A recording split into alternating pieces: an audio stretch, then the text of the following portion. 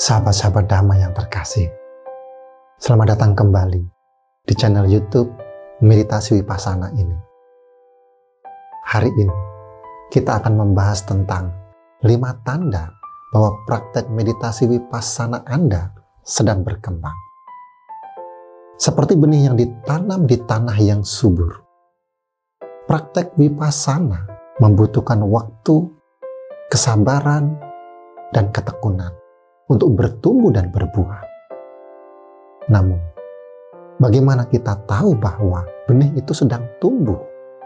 Apa saja tanda-tanda yang menunjukkan bahwa kita sedang menuju ke arah yang tepat?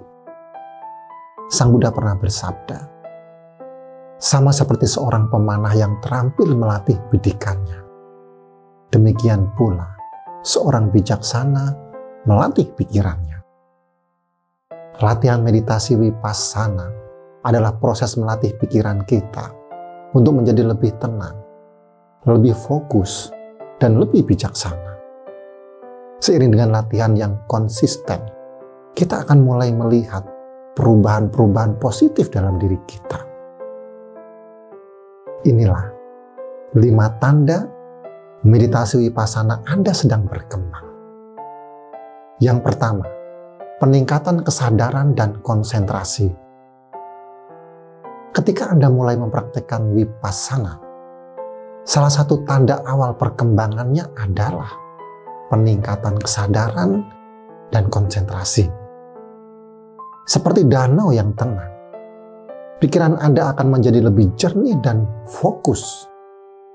Anda akan mulai menyadari hal-hal kecil yang sebelumnya luput dari perhatian Anda. Suara burung berkicau di pagi hari, hembusan angin yang membelai kulit Anda, bahkan detak jantung Anda sendiri. Semuanya akan terasa lebih nyata dan hidup. Ini adalah tanda bahwa Anda sedang belajar untuk hadir sepenuhnya di saat sekarang ini, untuk mengamati dunia di sekitar Anda dengan penuh perhatian. Pikiran Anda tidak lagi terjebak dalam lamunan masa lalu atau kekhawatiran akan masa depan. Ia menjadi lebih terpusat, seperti sinar laser yang tajam dan fokus. Anda juga akan menyadari bahwa pikiran Anda tidak lagi mudah teralihkan oleh gangguan eksternal ataupun internal. Suara klakson mobil, obrolan orang di sekitar Anda, atau bahkan pikiran-pikiran yang mengganggu. Semuanya akan datang dan pergi tanpa mengganggu ketenangan batin Anda. Anda belajar untuk mengamati mereka tanpa terbawa arus, seperti melihat awan yang melintas di langit. Peningkatan kesadaran dan konsentrasi ini bukan hanya bermanfaat saat Anda bermeditasi, tetapi juga dalam kehidupan sehari-hari.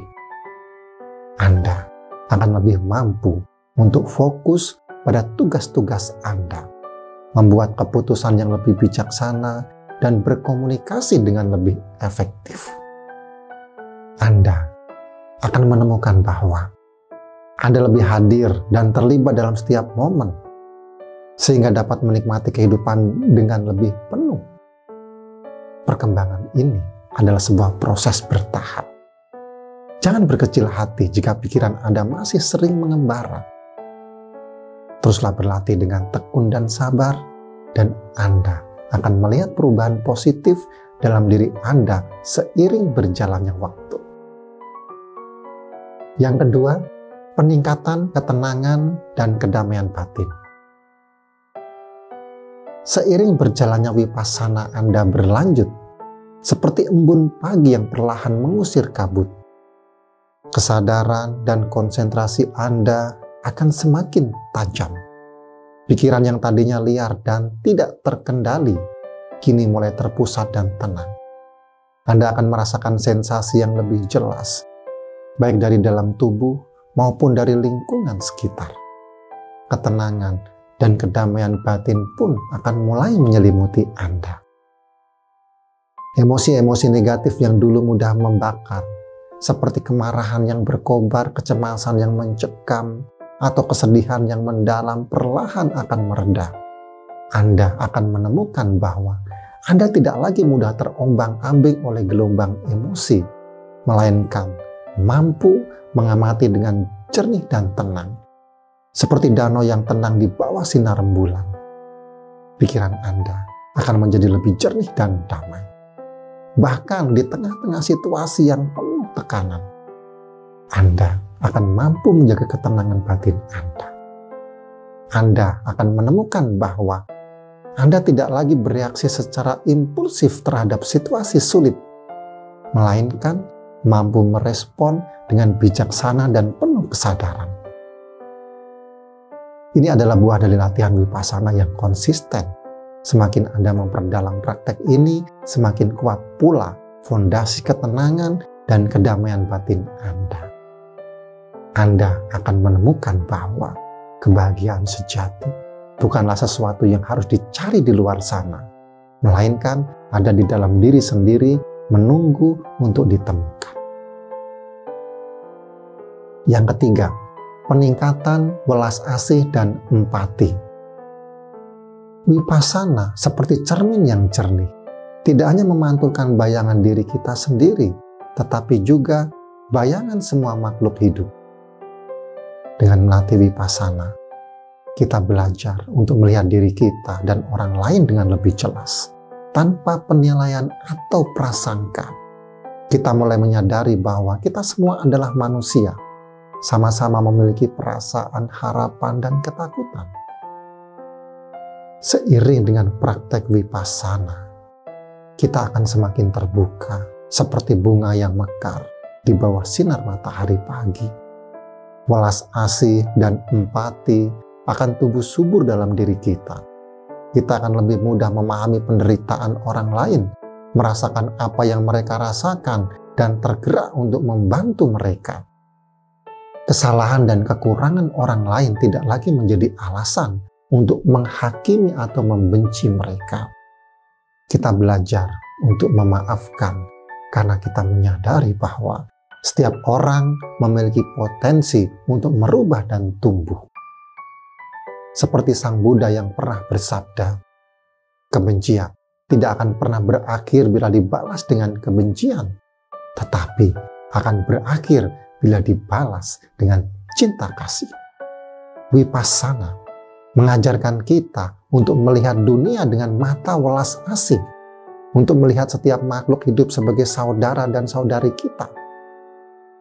Kita akan lebih tergerak untuk membantu mereka yang membutuhkan, berbagi kebahagiaan, dan meringankan beban penderitaan mereka. Dengan demikian, Vipassana tidak hanya membantu kita untuk mencapai kedamaian batin, tetapi juga untuk menciptakan dunia yang lebih baik, dunia yang penuh dengan cinta kasih dan pengertian. Yang keempat, peningkatan kebijaksanaan dan pemahaman diri.